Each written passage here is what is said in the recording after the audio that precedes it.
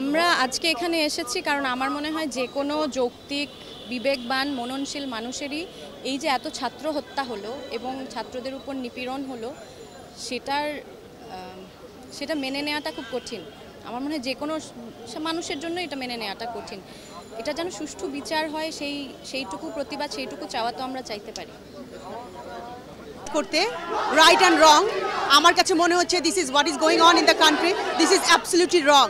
So রঙের এগেনস্টে দাঁড়িয়েছি যাতে আমরা ন্যায্য বিচার পাই। ছোট ছোট বাচ্চারা, স্কুল কলেজের স্টুডেন্টরা, ইউনিভার্সিটি স্টুডেন্টরা যেভাবে আমাদের জন্য, দেশের জন্য একটা পার্টিকুলার রিজনের জন্য অধিকার আদায়ের জন্য তারা দাঁড়িয়েছিল, বাট সেই অধিকার তো পায়নি, তাদের জীবন দিতে হয়েছে। তো তাদের এগেনস্টে, তাদের ন্যায়, তাদের জীবনের জন্য কি আমরা বিচার চাইতে পারি না? সেটার জন্যই দাঁড়ানো।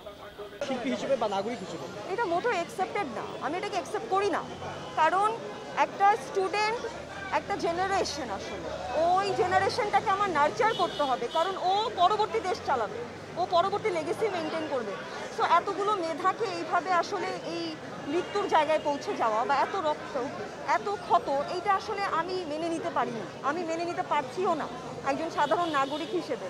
এবং যে দাবিটা, সেই দাবিটা শুরুতে যদি কিছুটা আলাপ আলোচনার মধ্যে সমাধান করা যেত, হয়তো বা এত গুম বা এত ধরপাকড়া বা এত মানুষ মরে যাওয়াটা হতো না। ওই জায়গা থেকেও এক রকমের মনে মনে একটা ক্ষত আছে আমার, যার কারণে এখানে আসা যে প্লিজ এটা এখানেই বন্ধ করে। আর এত জেনোসাইড আমি চাই না, এটা জেনোসাইডের সরাসরি সবাই দেখতে পাচ্ছে। যে অস্বীকার করবে, যে ভুল বলবে, আমি মনে করবো এটা তার নির্বুদ্ধিতা। তো আমি এটাকে একদমই অ্যাকসেপ্ট করি। আপনি একজন সাধারণ নাগরিক হিসেবে যদি বলি, তাহলে আপনি এই মুহূর্তে কী ধরনের পদক্ষেপ আপনার জায়গা থেকে নিতে চান এবং এই মুহূর্তে আসলে এই আন্দোলনের সমাধানটা কোথায় দেখছেন এবং কীভাবে চাচ্ছেন? সমাধান যেটা, সেটা হচ্ছে সবার আগে এই আমাদের যে প্রশাসনিক সংস্থা, এরা যেভাবে হচ্ছে গিয়ে এই যে ধরেন মারধর বা যেভাবে গুলি করা হচ্ছে, এটা বন্ধ করা উচিত। আমার কাছে মনে হয় যে এনাফ, আর না, এটা বন্ধ হওয়া উচিত। দুই দল একসাথে বসা উচিত, কথা বলা উচিত। কোনো যদি মতের বিরোধ থাকে সেটা নিয়ে বিস্তর আলাপ আলোচনা করা উচিত।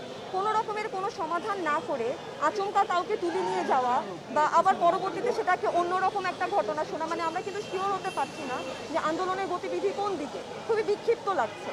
সো এইটা আসলে এক সরল রেখায় আসা উচিত আমার কাছে মনে হয়। দ্বিতীয় যেটা আমার কাছে মনে হয় সেটা হচ্ছে গিয়ে যে যতগুলো বিক্ষিপ্ত লুপহোল তৈরি হয়েছে সেগুলো নিয়ে আলাপ আলোচনা করা উচিত। প্রশাসন আছে, আইন ব্যবস্থা আছে, সেটা সঠিক ব্যবহার হওয়া উচিত।